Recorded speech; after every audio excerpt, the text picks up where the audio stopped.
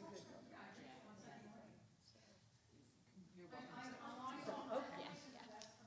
All right. Good evening, everybody. I'm so glad you could join me this evening and join us. I'd like to introduce a couple of members from the league who are we going to need that? Yeah. Okay, that's fine. No, I'll just use it from here. Anyhow, let me start again. Good evening. I'm Jean Widener. I'm the Speakers Bureau Chair from the League of San Diego, League of Women Voters of San Diego. I have a couple of colleagues who are here tonight that are joining me tonight, Denise Vetter and C. Smilet. They have put some index cards at your tables because we're going to hold the questions till the end. So if a question comes to you while you're during the talk about a particular proposition, please jot it down, and then I can address it at the end of the presentation. So you're all going to get a ballot in the mail in a couple of weeks on October 5th, and there are going to be 14 propositions on it. So. But just to back up just a little bit, many of you probably know a lot about the League of Women Voters. It was founded in 1920, which is the same year that women won the right to vote. In fact, we founded it about 6 months before women won the right to vote, so we were obviously very confident. We called our group the League of Women Voters, so we were very confident that women were going to be able to vote by the end of that year. So we've been celebrating over 100 years of promoting democracy. I want to emphasize that the League is a non-partisan organization. We do not support candidates. We don't support parties. That doesn't mean that we don't support issues, though, because we do have our positions, and we do support laws or ballot measures, for example, that support democracy or especially help voters. So, and one of our main obligations to voters is to provide educational material, and that's why I'm here tonight. And if you would go to our website, which is the League of Women Voters of San Diego, you can find a wealth of information about this year's election. You can go to Voter Services, Elections, look for 2024 election information, and this is some of the resources that will be available on that page, which includes our easy voter guides and our pros and cons. Also on the table you have bookmarks for Vote 411, and that is the League website where you can put in your address, and it will come up with a customized ballot of only the candidates and issues that will be on your ballot. And you can compare candidates side by side, know what their priorities are. I looked up mine the other day. It looks pretty full, although I know we always, sometimes, I shouldn't say we always, but we do sometimes struggle with some candidates to get their information uploaded to the site because we allow them to put everything that they want the voters to know about them. And our only restriction is they can't badmouth their opponent when they do that. So they have to focus on just what they want the voters to know. That QR code in the middle, if you wanted to take a picture of that, it will take you directly to the page that has all of our voting resources on it. And it's also on the back of those little business cards, those little purple business cards that are at your table where you can use the QR code to go right to our website. Okay, so with that said, to let you know what we've got, we're going to start talking about some of these ballots measures. And what we do is tell you about each one of them as we talk about how it got on the ballot, what it's going to do, if there's an existing law that it will change, is it going to be a constitutional amendment? And mostly we try to find the information on how much money has been raised in support are against it, because that's often the way you can find out whether special interests are really behind these ballot measures, and it'll help a lot in making a decision about whether you think it's going to be good for California or not. So I also have to give this little disclaimer, because we get our information from official documents, such as the official voter information guide from the Secretary of State.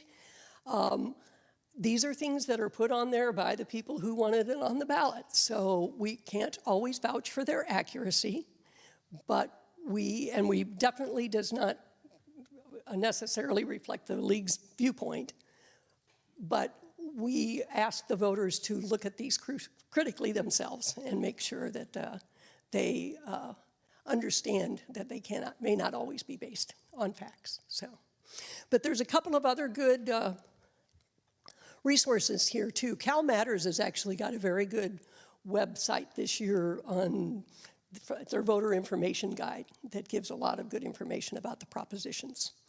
So, and it's very easy to digest. They even have little videos and quizzes that you can take to see if you think you might support it or not. So, okay. So we're going to start with the California state propositions, and these can make new laws, change existing laws, change the Constitution. It can get on the ballot by two methods. One of them is through a citizens' initiative, and you may not know this, but California is one of only 26 states that even allow for citizens' initiatives to be placed on the ballot. So this is an example of our direct democracy, where people actually get to vote on their own laws, but only 26 states actually have it. All of the states but one require initiatives or ballot referendum if they're going to change the Constitution. So that's why you will hear some states, like Kansas, talking about the ballot measure about abortion a couple of years ago. They don't allow for citizens' initiatives, but they do require their voters to approve changes to the Constitution directly. So, and all of them just require, so the second way it gets on it is if our legislature puts it on, if they want the voters to vote on it directly. All of them just require a simple majority to pass. Here are the 10 that made it to the ballot this year, and I'll be going through them one by one. So since we have a couple of bonds on the ballot, Proposition 2 and Proposition 4, I'm going to start with a little review about what a bond measure does. Many of you are probably already very familiar with it, but it is a way for the state to borrow money to increase their revenue, and then they pay it back just like they pay a mortgage. So it sells these bonds to individuals or pension plans or other organizations, and they are required to pay them back first. So that's what makes them very secure investments and makes them very nice, stable investments, actually, for many people. In order to get put on the ballot, both houses of the legislature have to approve it by a 2/3 vote, and then the voters have to approve it by a simple majority to pass. So, Proposition 2. The question for Proposition 2 is, should the state authorize $10 billion in bonds to build new or renovate existing public schools and community college facilities? It was referred by the legislature, just like I mentioned. And this pie chart here, you can see, talks about how it's going to be distributed, how the bond money is going to be used. It's going to be primarily used for K-12 schools, and then some of it's going to go to the community colleges, and some of it's going to go to charter schools, and et cetera. Unlike many other states, California doesn't pay for school repairs through a permanent funding stream, and that's one of the reasons why this is on the ballot, to do these repairs and upgrades. It will benefit poorer schools. They will not have to meet, they won't have to meet as many matching funds in order to have it for their schools. And one thing that I do want to remind everybody of, I don't know if you all remember Prop 15 from 2020. It was called the Schools and Communities First proposition, which did not pass, probably because of the pandemic, lost by a couple of points. But it would have provided a funding stream for the schools that would have amounted to probably about $5 billion a year. So it would not have, we would not be talking about this bond issue if that had passed a couple of years ago. And it was something that the League worked very hard for. So I was very disappointed when it didn't get passed. Okay, so the bottom line on this one is that it will cost about $500 million extra a year for 35 years to repay the bond. The local effects are really hard to predict at this point. Those who are in support of it include, obviously, some school administrators and teachers associations primarily. Currently, they've raised about $2.2 million to support it. And some of their arguments include that it's going to provide funding for outdated facilities. It will increase access to an affordable college education. It does have a strict taxpayer accountability, and it protects local control. It can only be used for projects approved by local and community college districts. There are the one the one organization that is listed on the ballot as being in opposition is the Howard Jarvis Taxpayers Association, but they have not, at least they have not raised any money that they have reported to the state. And they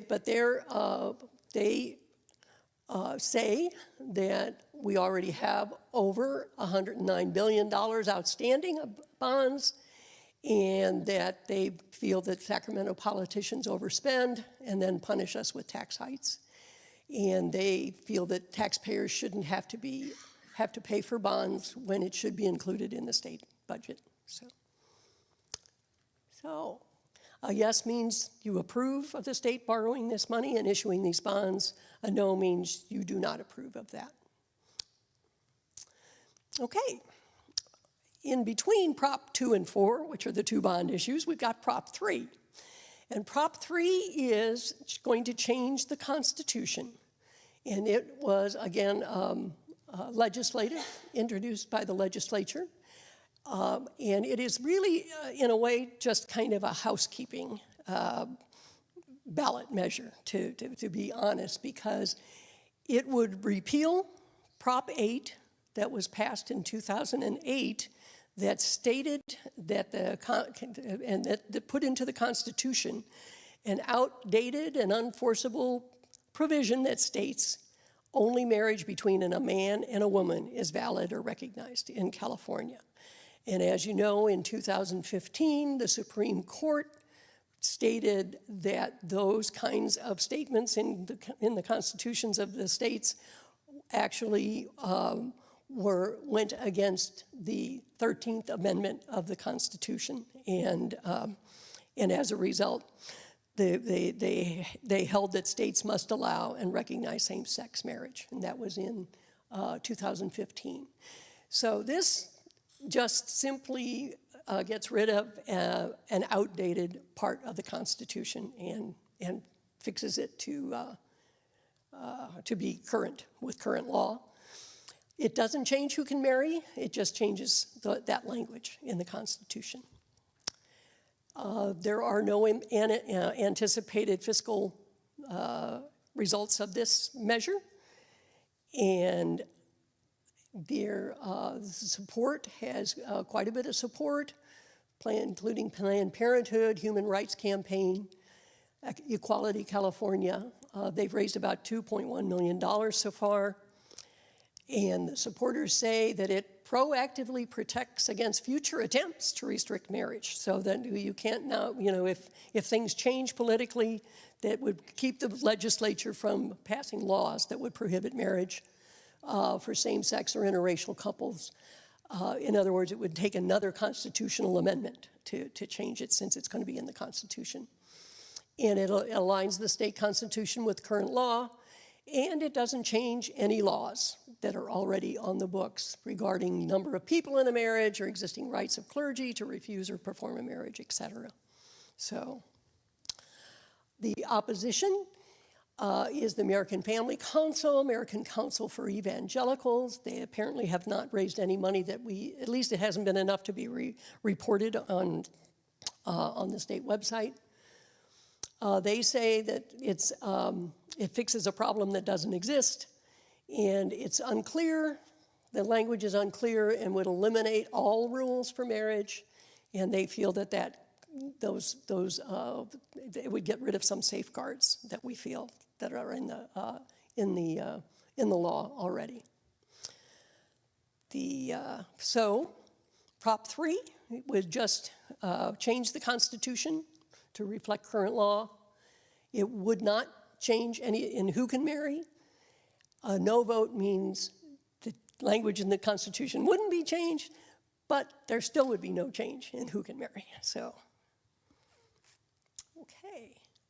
Proposition 4 is the second bond issue, and this would authorize another $10 billion in bonds, but this would be used for primarily environmental purposes and to protect the state against and prepare for wildfires or floods or other types of disasters.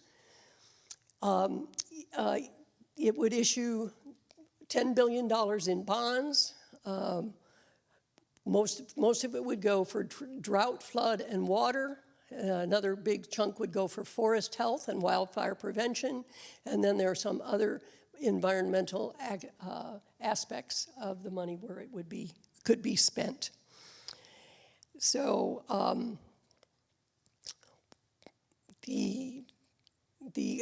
as a little bit of background on this, Governor Gavin Newsom and the legislature approved a $54 billion spending package in 2022 for the California climate commitment.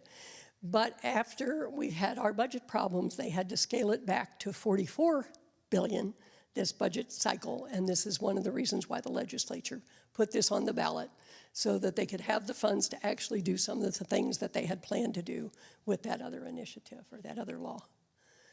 So this will be paid over 40 years and would cost about $400 million each year. It would likely reduce local costs for natural resources and climate activities, and it could result in significant savings if it prevents disasters. So it's really hard to tell how much it might benefit the state in that regard. The support includes, of course, the firefighters and other organizations that are other environmental organizations. They've raised about $2.9 million in support of it, to lobby and advertise for it. They talk about the threats that we know we have from wildfires, water pollution, and other disasters, and they feel that we need to spend the money now to prevent further damage. Where they claim we're already paying a price because we haven't prepared enough already, and they feel that Prop 4 makes efficient, sensible investments in proven solutions. The opposition is once again the Howard Jarvis Taxpayers Association, because they do believe that they don't want taxpayers paying any extra taxes even to fund bonds. Again, there hasn't been any money raised in opposition. But they do say they feel that it should be funded within our current state budget, and taxpayers shouldn't be asked to pay for this kind of money that should have been already budgeted. They believe that it includes unproven technologies with no real evidence of success, and that it doesn't have any standards for measuring success. So again, voting yes on that would allow the state to issue these bonds. A no vote means that the state cannot issue these bonds. Just as a little bit of a side, we've had about 6 bond issues in the last 20 years that have to do with the environment. 3 of them passed and 3 of them didn't. So it's been kind of a toss-up.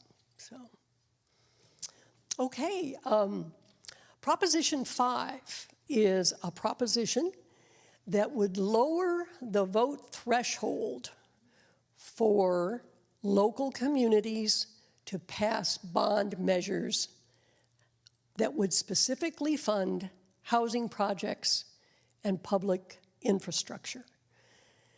So this was, again, introduced by the legislature, and it would be a constitutional amendment.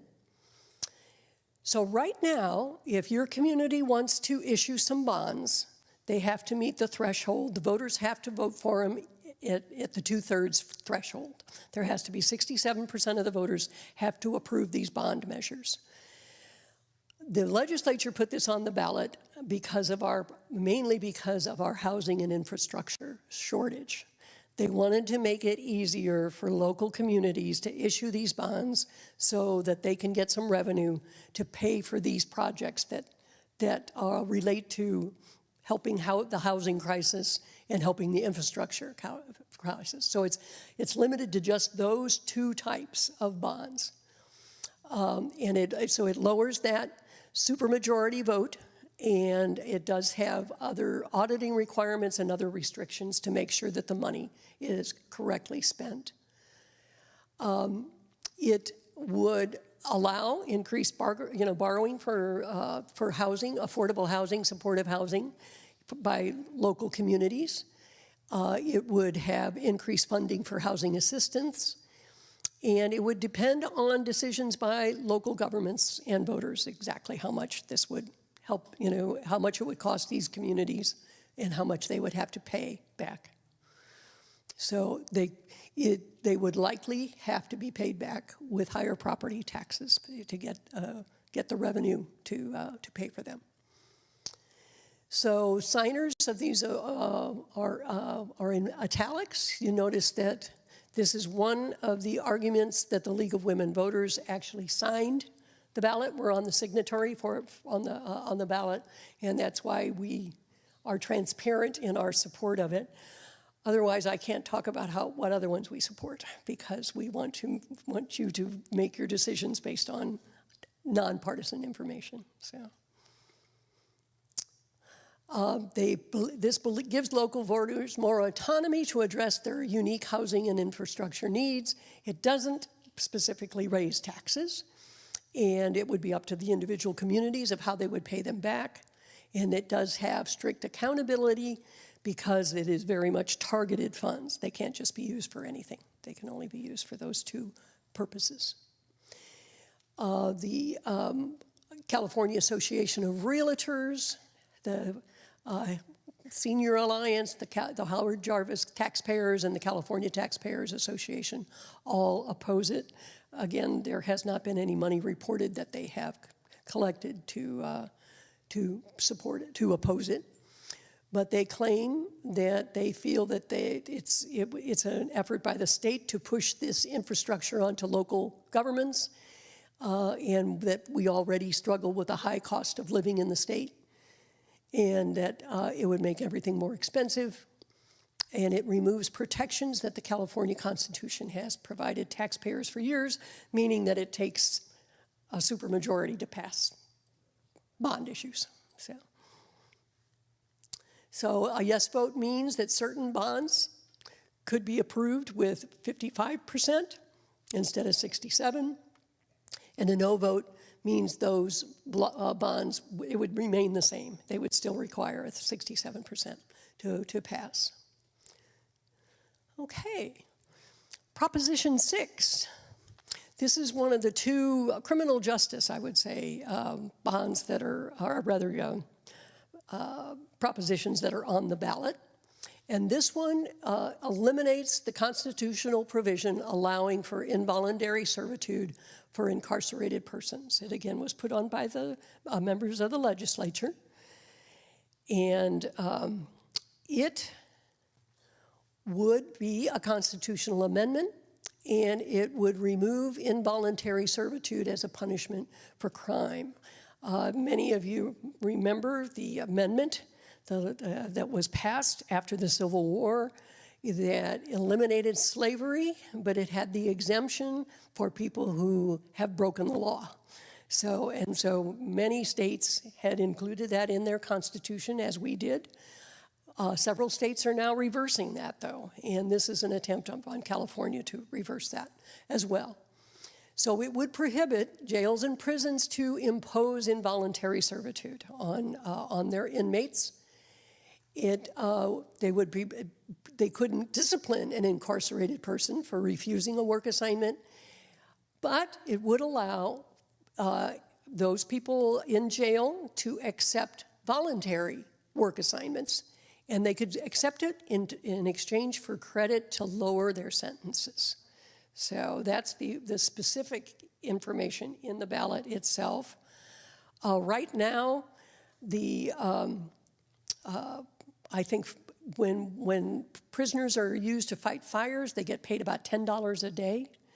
Other work in the prisons can be paid as little as like 60 to 70 cents an hour. This does not have any provision on what prisoners would be paid if they decided that that's the way they wanted to go. They want to emphasize that it would be in exchange for credit rather than actual payment. So this would, potentially increase or decrease depending on how the rules around work. If they get out of prison earlier than usual, it could save money. If they decide that they need to pay them for some of their work, it could cost money. But any effect would not exceed tens of millions of dollars annually. It would not have a big effect on the state budget. So some of the signers of the official arguments, and those again in bold italics, are ones that actually signed the ballot measure. They've raised about $500,000 in support. They say that it's an extension of slavery and there's no room for slavery in the Constitution of California. It prioritizes rehabilitation for incarcerated people by allowing them to choose work assignments that participate in programs that for personal growth and transformation. And it was placed on the California state ballot with bipartisan support in the legislature. There is no formal opposition to the measure, and no amount has been raised in opposition.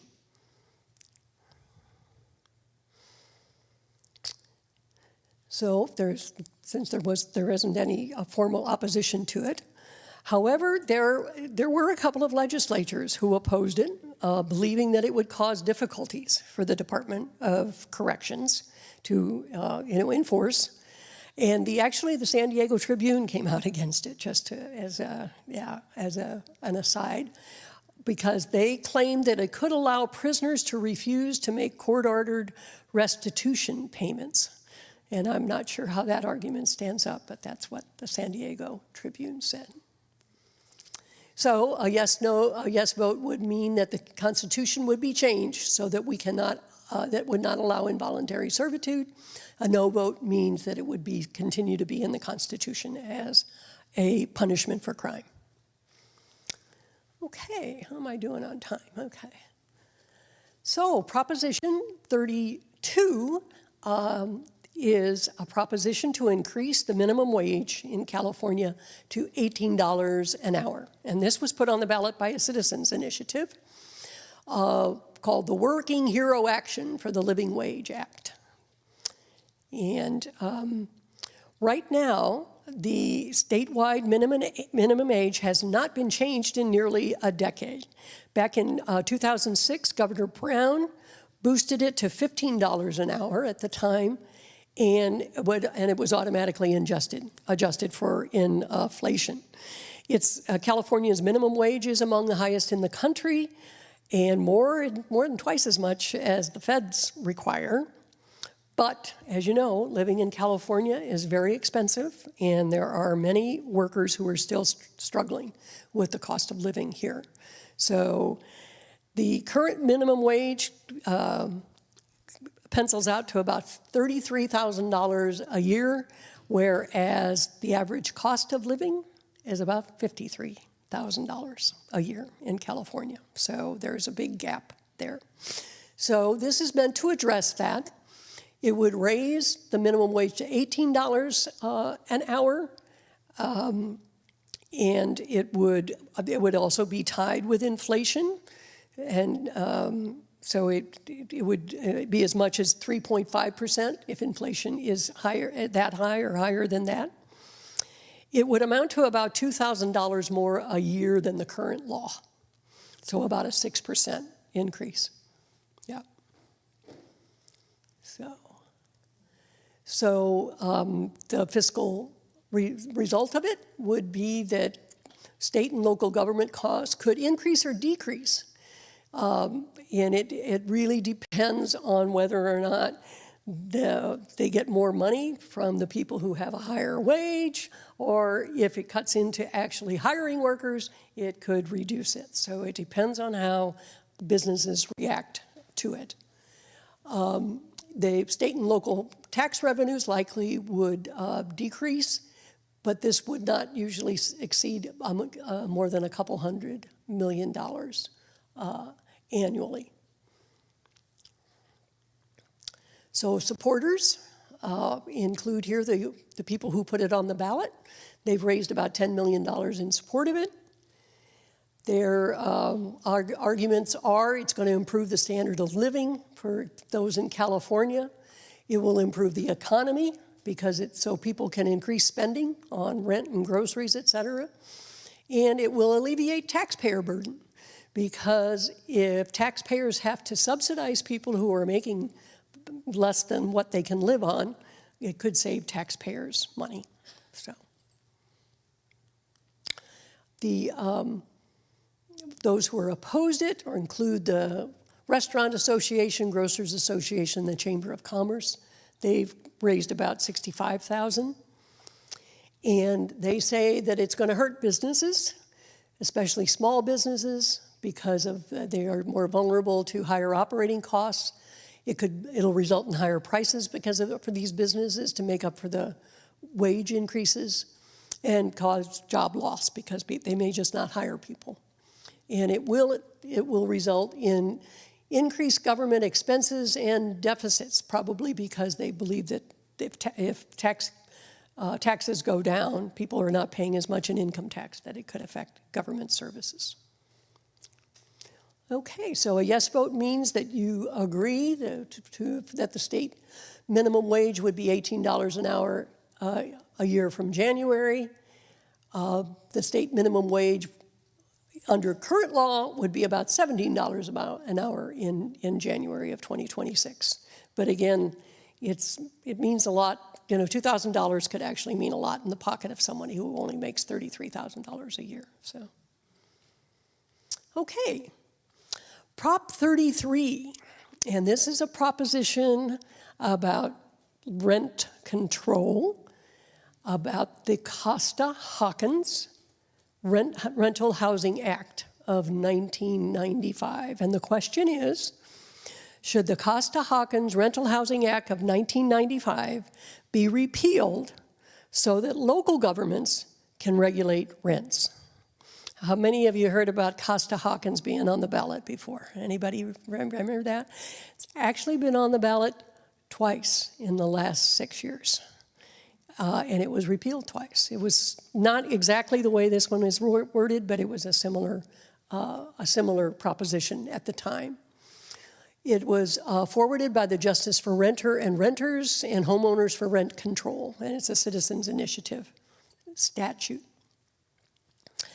As you all know, housing in California is expensive.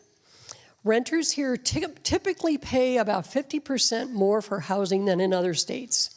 And rents are more than double the national average here in California. And it's because there isn't enough housing in this state. We don't have enough, as you know. So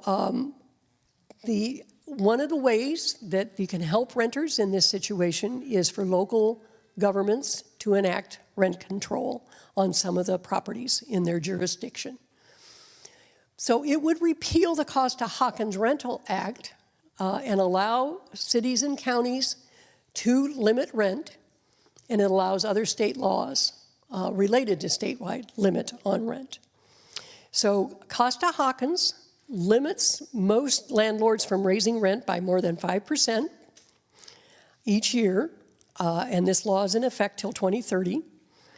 It doesn't allow rent control, or rather, Costa-Hawkins has to be repealed. It's not. It did not have a sunset clause, but it doesn't allow rent control on any single-family homes. That's one of its properties, and mostly it doesn't allow rent control on any housing that was built after February 1st, 1995. So for the last 30 years, anything that has been built in this state cannot be subject to any kind of rent control.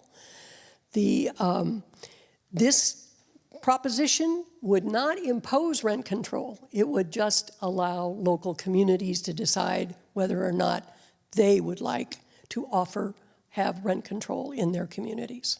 And it would eliminate those restrictions that Costa-Hawkins puts on it right now. So the reduction in local property tax revenues would probably occur because obviously the value of some of the rental units would go down if you can't get good income from that, if you get less income from it, and it would increase local government costs. Signers are in bold italics. One thing that I do want you to point out is one of the biggest main signers of this bill is the AIDS Healthcare Foundation. And we're going to be talking about that a little bit in the next proposition. But the AIDS Healthcare Foundation was the organization that actually funded the last 2 times this got put on the ballot, where they wanted to repeal Costa-Hawkins. So, and it's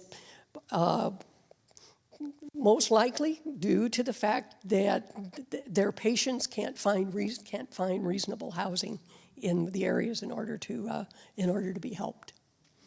So they've raised about $15.5 million to support it.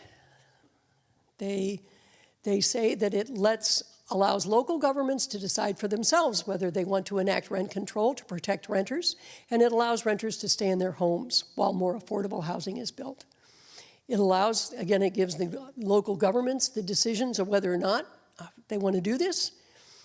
And they claim that billionaire corporate landlords are currently calling the shots, and they profit from this lack of housing supply that we have because they can increase the rent on their tenants. Opposition, as you might imagine, the California Apartment Association and the Small Business Association are in opposition to it. They've actually raised $78 million to oppose it and to caution people not to vote for it. And they say this is going to increase housing costs, and it's going to block new affordable housing from being built and worsen the housing crisis. It could eliminate homeowner and protections that already exist, and they feel it's going to lead to overturning other state housing laws, and it's going to reduce home values. So it's not just going to be commercial property for rental, it would also reduce home values that they claim. So a yes vote would repeal Costa-Hawkins and allow local organizations or local communities to not be limited in the kinds of rent control laws that they can pass or enforce. But if you vote no, you want Costa-Hawkins to remain in place and limit the kind of rent control that can occur in our state. Proposition 34. This is a citizens' initiative statute forwarded by an individual, and it restricts the spending of prescription drug revenues by certain health providers. This is one of the more interesting things on the ballot this year.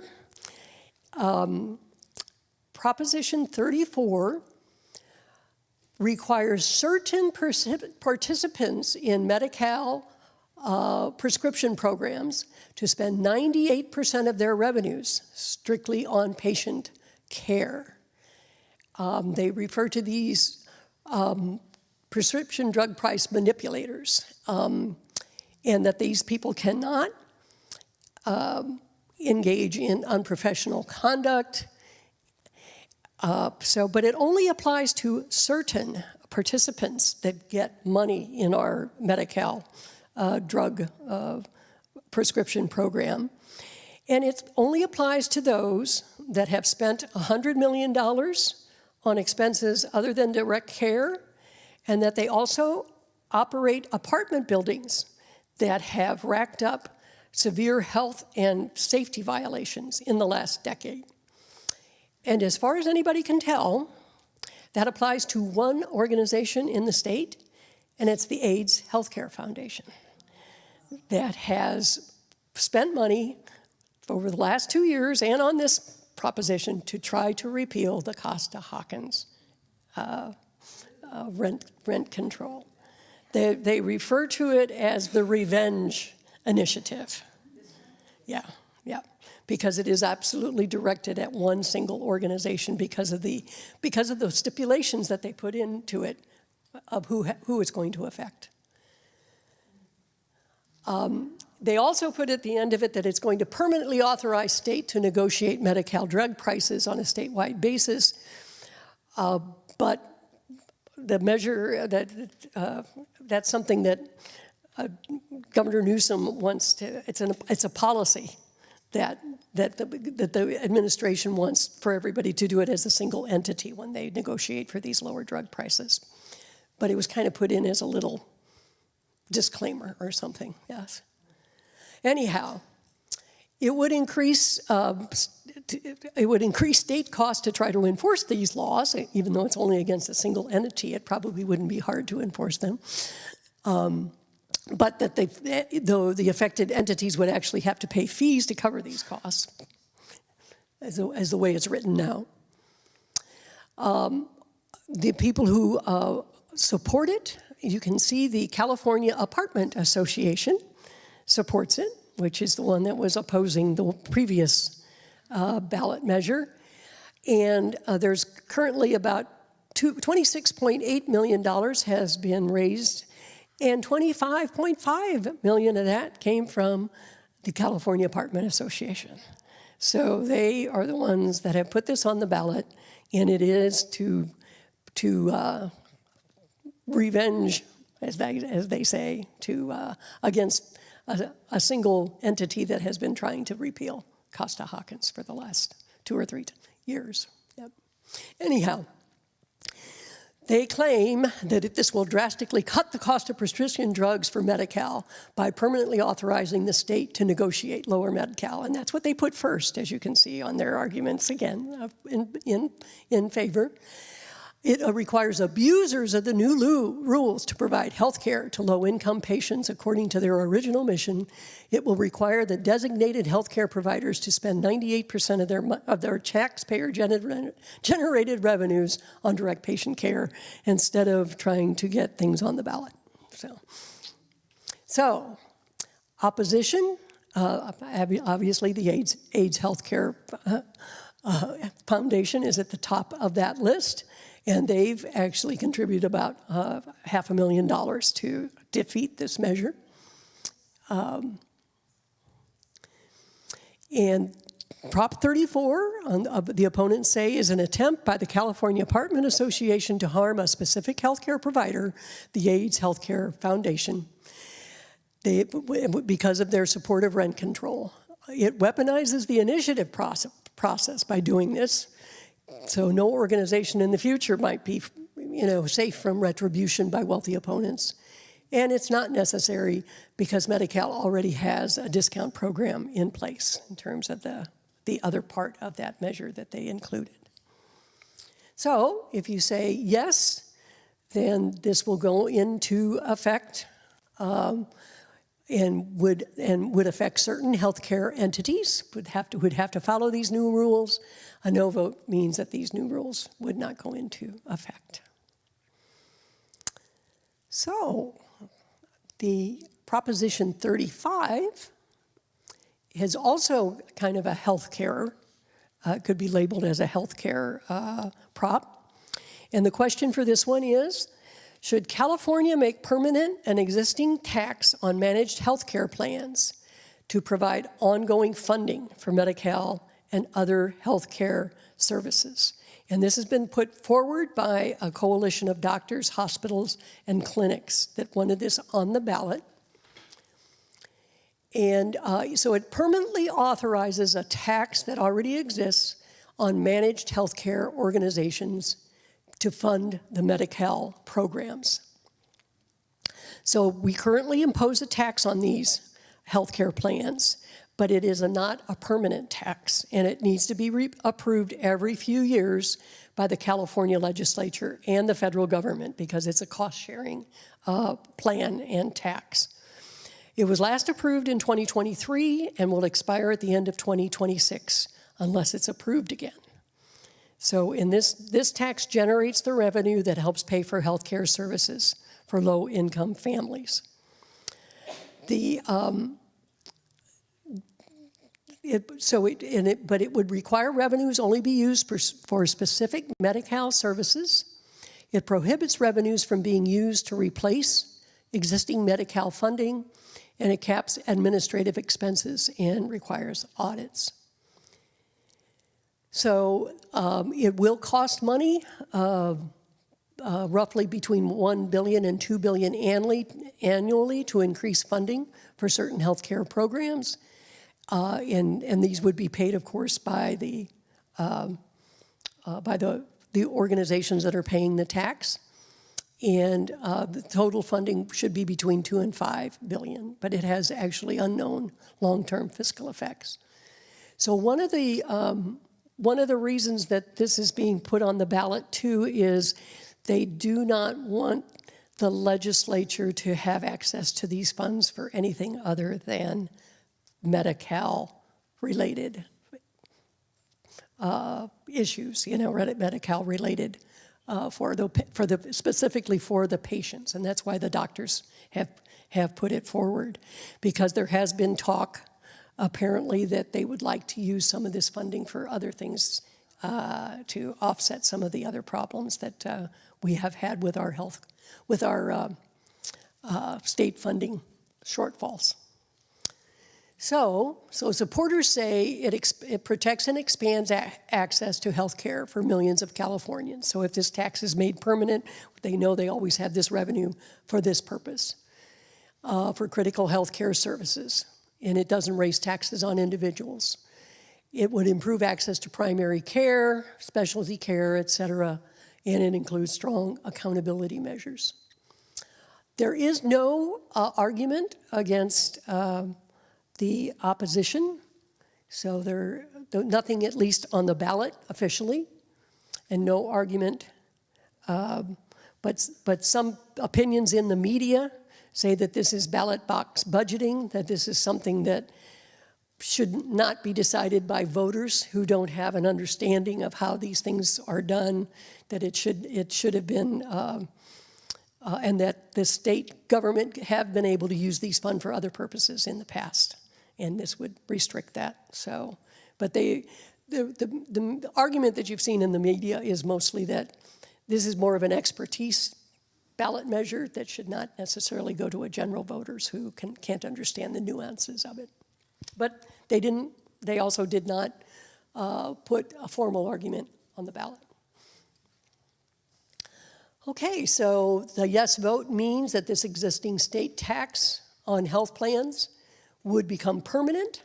It doesn't have to be reenacted every 2 or 3 years. A no vote means that this existing state tax would end in 2027 unless the legislature reapproves it. So, okay, and now we're coming to our very last proposition on the state ballot, and that's Proposition 36. And this too was a citizens' initiative forwarded by an organization called California for Safer Communities. Should California allow people to be charged with felonies for possessing certain drugs and for thefts under $950 if the defendant has 2 prior drug or theft convictions? So how many of you remember the proposition that was passed it was Proposition 47 that was passed in 2014. And it passed, I was going to look up how much that passed by. But it reduced some crimes at that time from felonies to misdemeanors. So it reduced shoplifting. In other words, stealing items that were less than $950 was now a misdemeanor rather than a felony. Drug possession became a misdemeanor as well.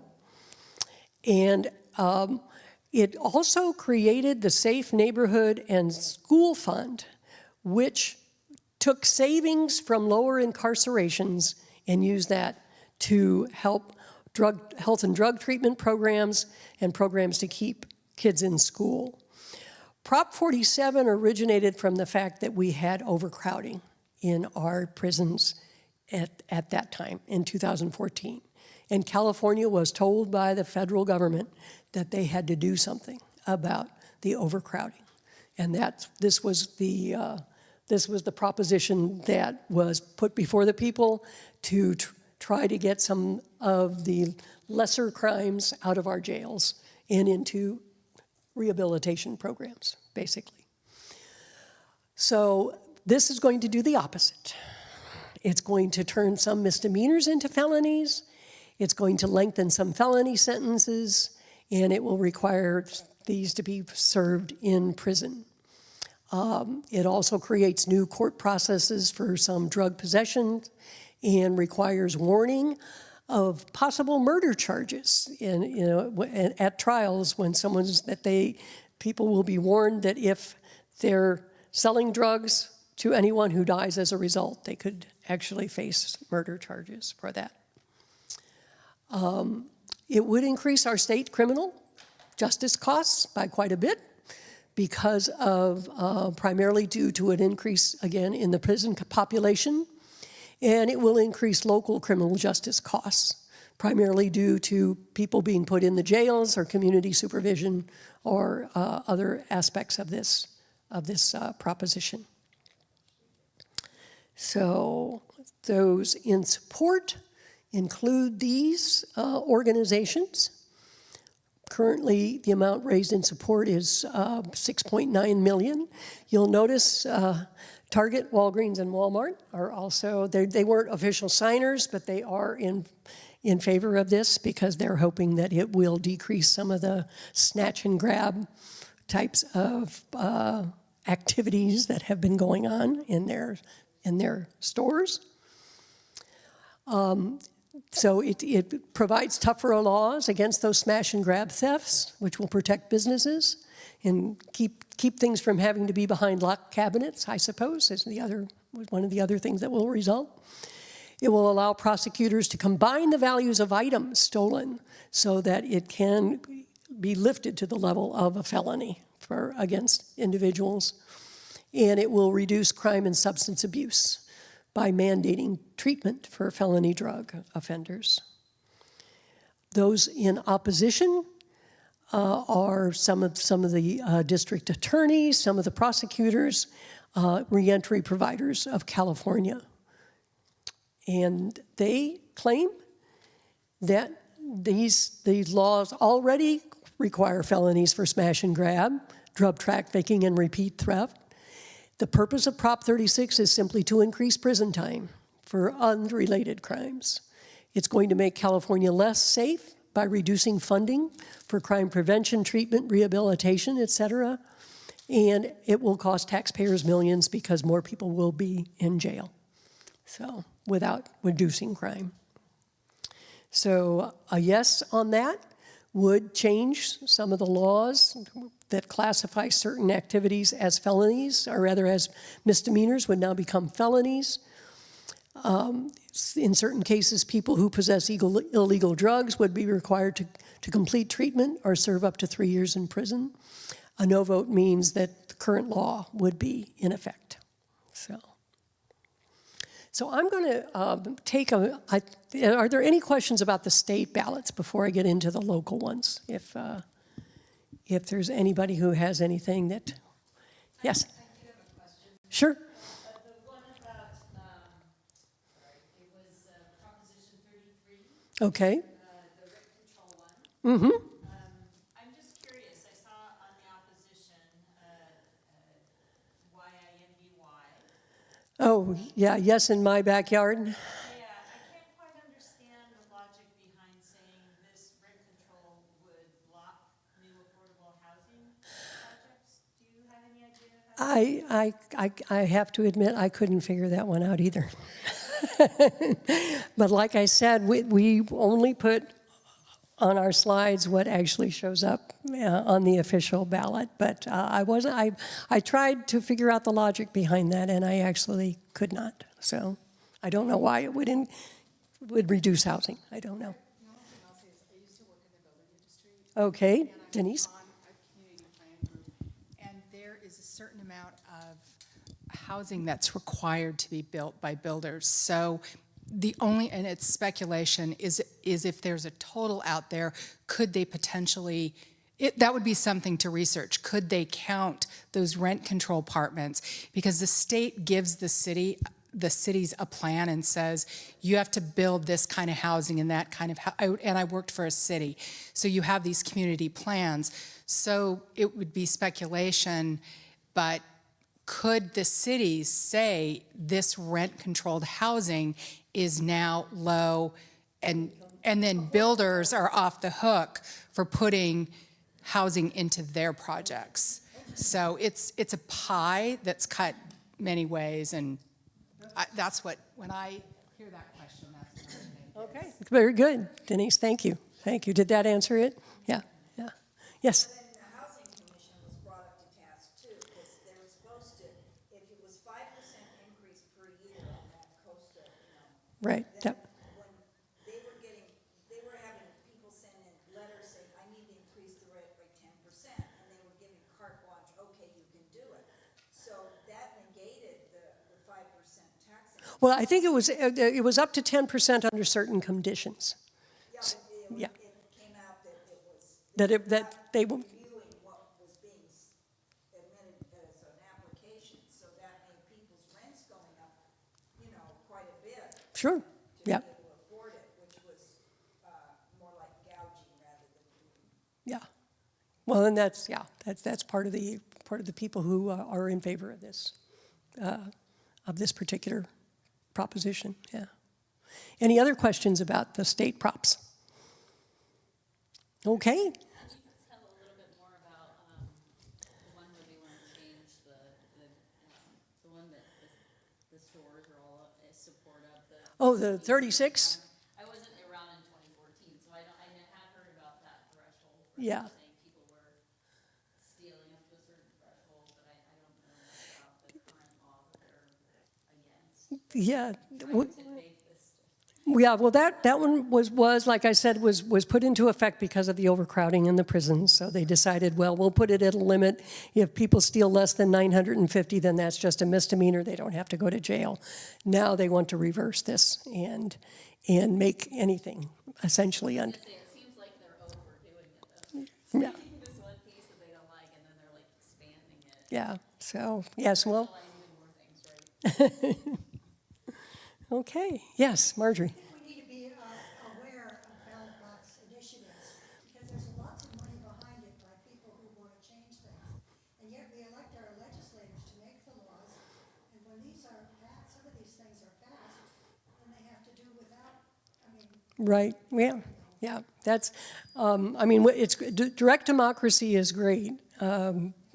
But as my friend in the league says, if you don't want to have these things on your ballot, don't sign those petitions outside of the supermarkets. So. Just in general, I've always been curious about the bonds situation. Mm-hmm. If they don't sell the bonds that they're trying, what happens to them? Well, then they have to find another way to pay for what they want. Yeah, and it's either cutting other services in the state government or raising taxes. So even if we vote, yeah, sure, we'll go along with it, if they can't get the buyer, or the buyers, whoever buys them. Oh, it's not hard to sell bonds because, like I said, they're very secure investments. They have a guaranteed interest revenue from it. So it's just issuing the bonds that the voters have to have to approve. So they always get bought. Oh, yeah, I've not heard of any that there was ever any problem in selling these bonds, yeah. So, good question, though, yeah. When somebody wants you to sign a petition, put something on the ballot, you should ask them, how much are you getting paid for that? That's a good question, yeah. Lots of money that's behind people. Like, Right. sometimes it's $10 for a signature. That's right. I mean, that many of the people who want to are putting big bucks behind the whole signature gathering process. Yes, yeah. And that kind of information, by the way, is on the state website, on the Secretary of State's website. So, okay, let's move on to our local issues. And I'm going to, two of them that we're going to be talking about are going to be increases in sales tax, local measures that are going to be asking the voters whether or not they want to increase the sales tax for San Diego County and the city of San Diego. So this is just a little summary of what we already are paying in sales tax. The California has 6.5%. San Diego County is now at 0.5%. The city of San Diego is at 1%, and so we pay a total of 7.75% in sales tax. Many things are not taxed under state law, such as food, prescription medicines, utilities, diapers, menstrual hygiene products. So many things are not subject to this tax. It's interesting, I think, if you buy chicken, in the meat department, it's not taxed. But if you buy a rotisserie chicken that's already been prepared, then that's considered restaurant food, and you are taxed on it. So anyway, let me talk a little bit about.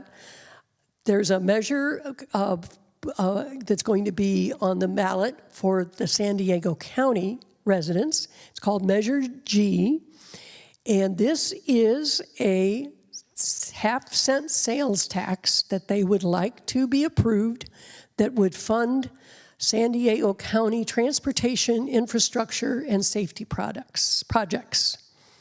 So Measure G was a citizens' initiative, interestingly, and it is to go to SANDAG, our local transportation organization. The SANDAG chose not to put it on the ballot themselves because it would require a 2/3 vote since it was coming from a government agency. So they got citizens' initiative to be put on the ballot, and then it only requires a 50% majority to pass it. It would go to pay for county projects, transit, roads and highways, operations. It would be, some of the things that it would include would be the light rail, many of people who don't want, that are opposed to tax being raised anywhere. I'm surprised that Howard Jarvis isn't on here, but maybe he missed the boat there. Yeah, Carl was taking his place. And they say that they call this also is a ballot box budgeting because it's earmarking funds, and it's a regressive tax since more poor people actually end up paying sales tax than wealthy people relative to their income. No provisions for mandatory government review. It makes San Diego's cost of living worse, and they'd say it won't fix San Diego's roads, allows wasteful spending, and discriminates against minorities and small businesses. So Measure G a 0.5-cent sales tax would be enacted within San Diego County. A no vote means that the sales tax would remain at just 0.5% in San Diego County rather than 1%. We have 3 measures on the ballot for the city of San Diego. One of them is Measure C. We have Measure C, D, and E. Measure E is the sales tax for the city that I'll talk about last. So Measure C was put on the ballot by the school board of San Diego, the San Diego Unified School Board. And by the way, this will not show up on the ballot of everybody who lives in San Diego, even though it's a citywide measure. It only will be on your ballot if you are a resident in the San Diego Unified School District. I live in Rancho Bernardo, and it is not on my ballot because my community's in the Poway School District. So, but we have one election, and it's in the November election when more people show up to vote. So it eliminates the primary for if there's less than too or few candidates for a given seat. Currently, board members have to be voted on at both a primary and the general election, even if there's only one or two of them running. So that's the reason for it. It would save the San Diego Unified School District approximately $130,000 a seat. Because interestingly, the school board actually pays for these elections, and they pay the ROV to run the elections. So that's why it would save the cost of a primary. The San Diego Education Association, of course, and the school board of the county, and a couple of city council members are all in favor of this. This would align election rules with San Diego's process of holding for two or fewer candidates only in the November election. So it mimics what goes on for the other elections within the county. Saves the school district money and limits the impact of special interests in elections. The opposition included some members of the schools and parents, and they say that corporations and special interests are going to benefit from this change because that'll save them money because they won't have to pay for a single candidate race in the primary if they're just supporting a single candidate. It offers voters fewer chances, and anytime you take away someone's chance to vote, it's an infringement and weakens democracy. And this money will not be used for students, this money saved. Measure C means that if you vote yes, it would be amended so that there would be no primaries for campaigns that have two or fewer candidates. And a no vote means that the city charter will not be amended, and they still have to go through 2 elections. Okay, Measure D is one that actually strengthens the independence of the City of San Diego's Ethics Commission. And it was recommended by the city attorney, and the city council approved this.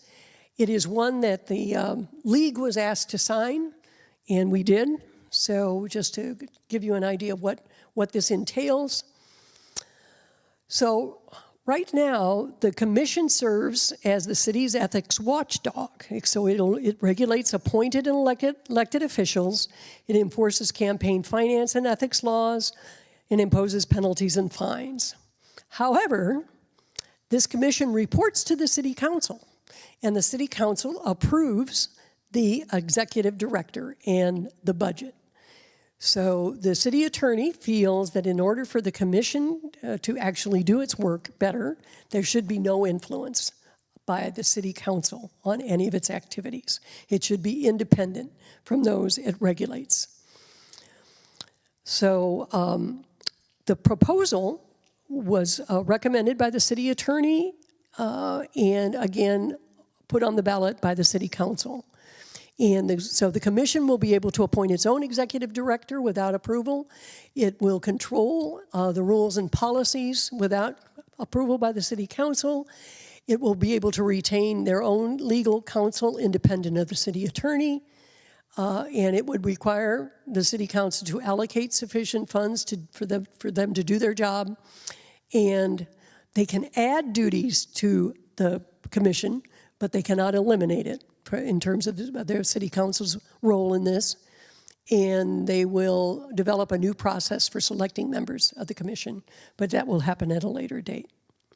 So the Ethics Commission is funded by $1.8 million, and they feel that an additional $65,000 would bring the commission's budget to a level equal to its highest annual expenditure. So there may be some money spent in order to actually enact this proposal. So we're right there at the top as a League of Women Voters of San Diego, and of course some council members and the City Ethics Commissioner himself. So this will improve the Commission's ability to hold accountable those it regulates. It'll ensure the Commission is independent from those it regulates. And this is primarily, we've got a lot of issues going on of people not having a lot of trust in our public institutions these days. And this is an effort for this to actually ensure the public's trust, at least in San Diego. So there was no argument against Measure D, and no money has been, no one has expressed any opposition to it.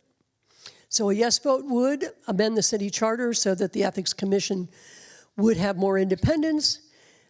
A no vote means that the city charter would not be amended.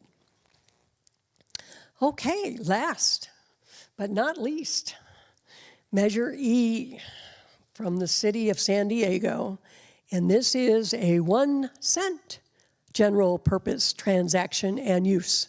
In other words, a 1% sales tax that they would like for voters to approve. It would raise the total sales tax in San Diego to 8.75%. Right now, the city gets 1%. It would now get 2% from every dollar of retail sales. It is a general tax, not a special tax. So unlike the tax that the county wants to impose, which would go for a specific purpose, this would just go into the general fund in the city. But they claim that the target of this additional revenue would be critical infrastructure maintenance and construction. But it's not specified in the measure. So this is if the San Diego County and the city taxes pass, our current taxes would go up from 7.75 to 9.25. So the city would receive estimated additional revenue of $360 million to $400 million. And right now, we have a $200 million deficit in the city budget. So, of course, the firefighters would benefit from the money from this, of course, as well as, of course, the many people on the city council and the mayor are in favor of this. So Measure E, according to supporters, would improve emergency response times by upgrading our police, fire, paramedic, and 911 facilities. It supports better neighborhood infrastructure, getting our roads fixed, sidewalks, etc. And all of the money would stay exclusively in the city of San Diego. And the city has few other ways to raise funds, and it only receives 17 cents per dollar from property taxes in the city. Opponents are the Taxpayers Association, of course, and some homeowners, etc. And their objection to this is there is no sunset clause, so the tax would remain in effect until repealed. Many state sales taxes always have a sunset clause. This one does not. The San Diego residents already deal with high taxes. Things are getting worse. We just need better fiscal accountability. And since it goes into the general fund, it could be spent on anything, including pay raises and pensions. So they feel that it could result in unchecked spending and poor fiscal management. So yes vote means you approve this 1% sales tax. A no vote means you oppose it. So that is the ballot that's going to be on your ballot. Those are the propositions and measures that are going to be on your ballot. Here's some key dates. We're going to be getting our voter information materials this week. The ballots go out the week of October 5th. And November 5th is, of course, the last day to vote. And all of the vote centers will be open some of them will be open for 11 days before Election Day, and the rest of them will be open for 4 days before Election Day, so the whole weekend before. So, thank you very much. Appreciate it. Are there any other questions about the local ballots? I'm happy to address those if there are. So, on the local ballot measures. Okay, well, thank you very much, and I want to remind you that you can find the election material on those little business cards that were left at your table. And please do visit Vote 411, because you'll find all the information, pretty much all the information I talked about, as well as candidates there. So thank you for coming. I appreciate it.